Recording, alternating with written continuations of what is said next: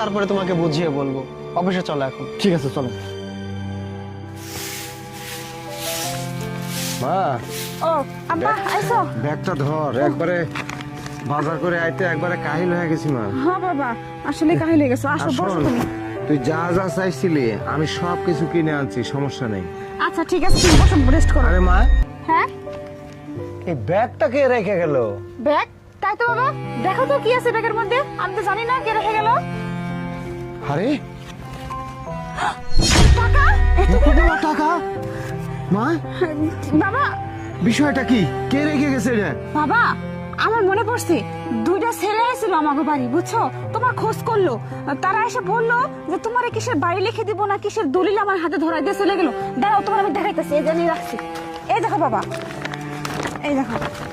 আরে এ তো সত্যি সত্যি বাড়ির দলিল, কিন্তু এতগুলো টাকা, নতুন বাড়ির দলিল, এগুলো দিল কেন? কে দিল? ও বাবা, ও বলতেছিল ওই ছেলের নাম আরিফ, বুঝছো? আর ওরা নাকি তোমার ছাত্র নাকি এরকম বলতেছিল। ও আরিফ, আরিফ, হ্যাঁ হ্যাঁ হ্যাঁ মা, ও আমার স্টুডেন্ট ছিল, খুব ভালো ছাত্র। আর সবার আগে তুই একটা কথা বলতো, কোন দিকে গেল ওরা? বাবা ওরা তো এই যে এদিক চলে গেছে। আচ্ছা তুই এক কাজ কর, দলিলটা আমার কাছে দে, যেমনি হোক ওরা খুঁজে বাইর করতেই হতে থাক।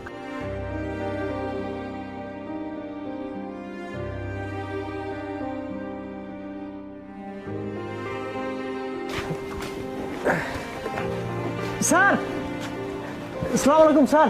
ওয়ালাইকুম সালাম। স্যার আমি আরিফ হোসেন স্যার। ও তুমি আরিফ হোসেন? ও তাহলে তোমরাই বাড়িতে গেছিলে আমার বাড়িতে? জি স্যার, আমি গিয়েছিলাম স্যার। স্যার আপনি আমাকে চিনতে পারেননি? হ্যাঁ হ্যাঁ চিনতে পারছি, তোমাদের তো অনেক খুঁজতেছি আমি। কিন্তু কেন স্যার?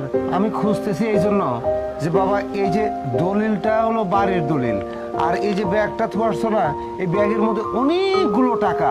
কিন্তু আমি বুঝলাম না যে তোমরা এই বাড়ির দলিল সহ এতগুলা টাকা তুমি আমার বাড়িতে কেন রেখে আসলা, আমি তো কিছুই বুঝতেছি না। স্যার আমি বাড়ির দলিল আর এই টাকাগুলো আমি ইচ্ছে করে আপনার বাসায় রেখে এসেছি। সত্যি বলতে স্যার, আপনি হয়তোবা আমাকে ভুলে গেছেন, কিন্তু আপনাকে আমি ভুলিনি, আর কখনো ভোলা সম্ভবও না। কারণ স্যার, আমি যখন ছোটবেলায় লেখাপড়া করতে গিয়ে একটা বড় ধরনের ধাক্কা খাই, আমার বাবাকে আমি কোনোদিনও দেখি নাই। মাকে কিছুদিন কাছে পেয়েছি, তারপরে মাটা মারা যায়।